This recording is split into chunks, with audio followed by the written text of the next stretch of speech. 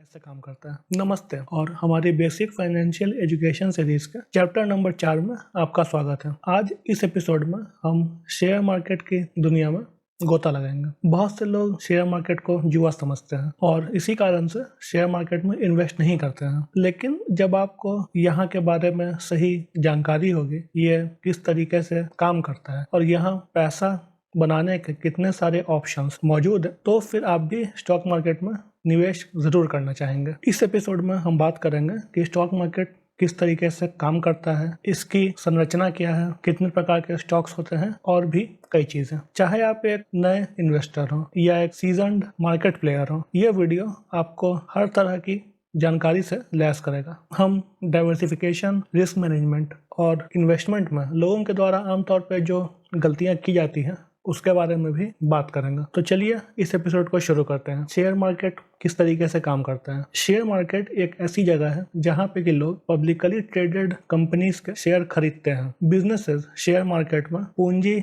जमा करने के लिए, ताकि उनके बिजनेस का एक्सपेंशन हो सके, इस उद्देश्य से आती हैं और इन्वेस्टर उन शेयर्स को खरीद के अपने इन्वेस्टमेंट पे इनकम जनरेट करने के लिए यहाँ पर मिलते हैं। लेकिन यह सारा प्रोसेस किस तरीके से होता है, चलिए इस बारे में बात करते हैं। शेयर मार्केट भारत के दो मुख्य स्टॉक एक्सचेंजेस NSE और BSE के अंतर्गत शेयर्स के ट्रेडिंग की सारी प्रोसेस होती है। IPO या इनिशियल पब्लिक ऑफरिंग उस ऑप्शन को कहा जाता है जब एक कंपनी इन्वेस्टर्स या लोगों को पहली बार अपनी कंपनी के शेयर्स ऑफर करती है। IPO लाने का मकसद कंपनी के लिए फंड्स जमा करने के लिए होता है, ताकि उनके बिजनेस का एक्सपेंशन और ग्रोथ हो सके। वही इन्वेस्टर एक नई कंपनी के शेयर खरीदते हैं ताकि आगे आने वाले टाइम में जब उसके वैल्यू में इंक्रीज होगी तो उनके शेयर यानी कि उनके इन्वेस्टमेंट में भी उन्हें एक अच्छा रिटर्न प्राप्त होगा। इन्वेस्टर सेबी के साथ पंजीकृत ब्रोकर्स के थ्रू अपने सारे ट्रेडिंग के ऑप्शन एग्जीक्यूट करते हैं। सेबी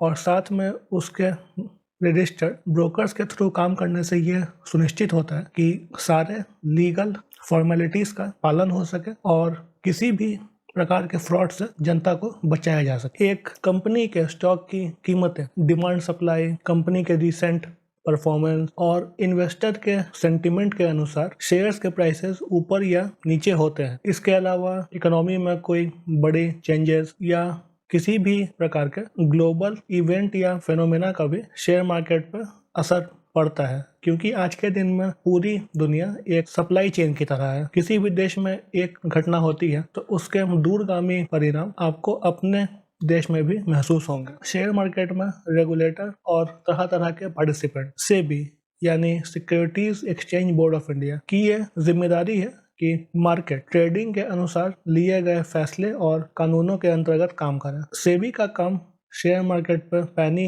नजर रखना है, ताकि कहीं भी अगर किसी प्रकार का फ्रॉड हो रहा हो तो उसे पकड़ के और दोषियों को सजा दी जा सके। इसके अलावा सेबी से ही रजिस्टर्ड ब्रोकर्स होते हैं और डिपॉजिटरीज होते हैं। इन दोनों का काम आपके ट्रेडिंग प्रोसेस को आसान बनाना है और आपके शेयर्स को इलेक्ट्रॉनिकली स्टोर करना है। मार्केट में मेनली दो तरह के पार्टिसिपेंट्स होते हैं, एक रिटेल इन्वेस्टर जैसे मैं और आप, और दूसरा इंस्टीट्यूशनल इन्वेस्टर जिसमें कि बैंक्स या म्यूचुअल फंड्स आते हैं। इंस्टीट्यूशनल इन्वेस्टर आमतौर पर मार्केट के डायरेक्शन को इन्फ्लुएंस कर सकते हैं। ट्रेडर्स और मार्केट मेकर्स लिक्विडिटी प्रोवाइड कराते हैं, ताकि दिन के किसी भी समय अगर आप स्टॉक खरीदना चाहते हैं या बेचना चाहते हैं, अगर उस टाइम पे मार्केट खुला हुआ है तो वो काम बड़ी आसानी से हो जाए। अगर लिक्विडिटी नहीं होगी तो आपको अपने शेयर के लिए बायर या खरीदार मिलने में समय लग सकता है, जो कि कुछ मिनट से लेकर कुछ हफ्तों तक का हो सकता है। आइए अब बात करते हैं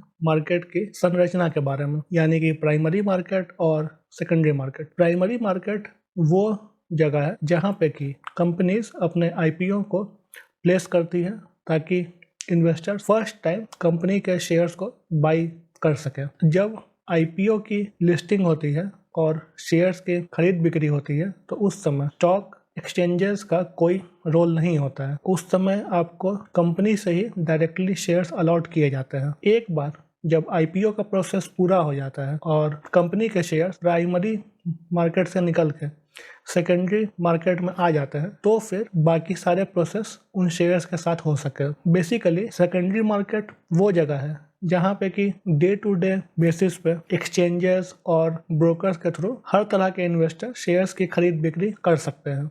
कंपनी आईपीओ लाने के बाद भी अपने और शेयर्स जारी कर सकते हैं। आईपीओ के बाद जब शेयर्स को इशू किया जाता है तो उसे एफपीओ यानी फॉलो ऑन पब्लिक ऑफर कहा जाता है। स्टॉक की कीमतें मार्केट फोर्सेस के द्वारा निर्धारित होती हैं। यदि किसी शेयर की डिमांड ज्यादा है तो उसके प्राइसेस अपने आप बढ़ जाएंगे और अगर किसी कारणवश उसके डिमांड में कमी आती है तो शेयर के प्राइसेस गिर जाते हैं। किसी भी प्रकार के धोखाधड़ी को प्रिवेंट करने के लिए और मार्केट में फेयर प्रैक्टिसेस का पालन किया जाए, इसलिए आपके ट्रेडिंग प्रोसेस के बीच में ब्रोकर्स इन्वॉल्व रहते हैं ताकि सारी लीगल फॉर्मेलिटीज का सही से पालन हो सके और साथ ही साथ से भी पूरे मार्केट पर ध्यान रखती है कि मार्केट में कहीं भी अनियमितता नहीं हो। आइए अब बात करते हैं स्टॉक्स और उनके टाइप्स के बारे में। सभी स्टॉक्स एक जैसे नहीं होते हैं। लोगों को अलग अलग तरह के स्टॉक्स के बारे में समझ होनी चाहिए ताकि वे अपने फाइनेंशियल प्लानिंग और रिस्क टॉलरेंस के अनुसार सही स्टॉक्स का चुनाव कर सके। पहले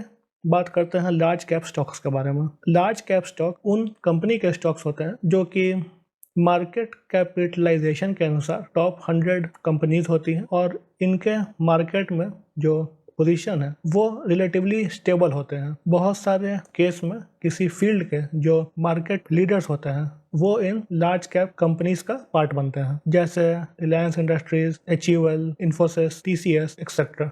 लार्ज कैप में ग्रोथ कंसिस्टेंट है और रिस्क काफी कम है। इसके बाद हम बात करेंगे मीडियम कैप स्टॉक्स की। ये उस तरह की कंपनियां होती हैं जो कि अभी अपने ग्रोथ फेज में है और इनके पास एक अपना स्टेबल बेस तैयार हो चुका है। लार्ज कैप के मुकाबले इनमें ज्यादा ग्रोथ की पोटेंशियल होती है और रिस्क भी लार्ज कैप से इनमें ज्यादा होता है। आखिरी में हम बात करेंगे स्मॉल कैप स्टॉक्स की। स्मॉल कैप स्टॉक्स इस तरह के कंपनी के स्टॉक्स होते हैं जिनका मार्केट कैपिटलाइजेशन बहुत छोटा हो। स्मॉल कैप स्टॉक में ग्रोथ करने की सबसे ज्यादा पोटेंशियल होती है, इसीलिए आपको स्मॉल कैप में से मैक्सिमम रिटर्न्स प्राप्त हो सकते हैं, लेकिन हाईएस्ट रिस्क भी इन्हीं टाइप के स्टॉक्स में होता है। आइए अब बात करते हैं इन्वेस्टमेंट स्टाइल के आधार पर स्टॉक्स के क्या प्रकार होते हैं। पहले हम बात करेंगे ग्रोथ स्टॉक्स के बारे में। इन तरह के स्टॉक्स में डिविडेंड नहीं मिलता है। आइए अब बात करते हैं डिविडेंड स्टॉक के बारे में। डिविडेंड स्टॉक देने वाली जो कंपनियां होती हैं वो इन्वेस्टर को एक नियमित अंतराल पर डिविडेंड्स पास ऑन करती हैं। इस तरह के स्टॉक उन लोगों के लिए एक अच्छे ऑप्शन हो सकते हैं जो एक पैसिव इनकम सोर्स के खोज में है। आइए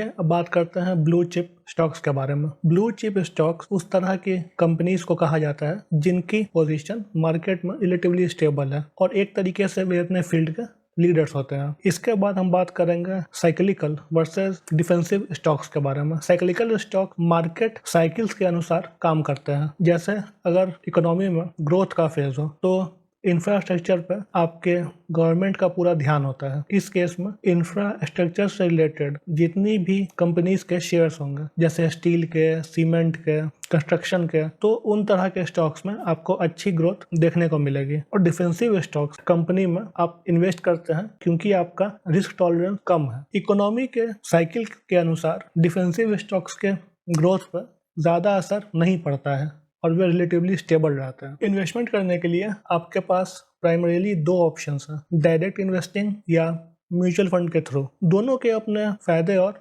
नुकसान हैं। चलिए इस पर बात करते हैं। डायरेक्ट इन्वेस्टिंग के अंतर्गत इन्वेस्टर खुद से अपना शोध करके अलग अलग स्टॉक्स खरीदते हैं। डायरेक्ट इन्वेस्टिंग के लिए आपके पास मार्केट का ज्ञान और एक्सपीरियंस होना बहुत जरूरी है। ऐसे इन्वेस्टर जिनकी रिस्क टॉलरेंस हाई है और वे अपना समय मार्केट को ट्रैक करने और अपने इन्वेस्टमेंट को मैनेज करने के लिए अलग अलग तरह के कंपनीज में आपकी थोड़ी थोड़ी हिस्सेदारी परचेस की जाती है। SIP म्यूचुअल फंड के थ्रू इन्वेस्ट करने का एक आसान तरीका है जिसमें कि आप रेगुलर पीरियड पर अपना कंट्रीब्यूशन म्यूचुअल फंड में देते हैं। इससे रूपी कॉस्ट एवरेजिंग जैसे फाइनेंशियल कॉन्सेप्ट में मदद मिलती है। Share market financial growth achieve करने के लिए और लॉन्ग टर्म में वेल्थ जनरेट करने के लिए एक बहुत ही अच्छा टूल है, लेकिन तभी जब आप इसके प्रोज एंड कॉन्स को समझें और सही जगह सही तरीके से इन्वेस्ट करें। आगे आने वाले एपिसोड में हम म्यूचुअल फंड्स के बारे में गहराई से बात करेंगे। इस एपिसोड को देखने के लिए आपका धन्यवाद।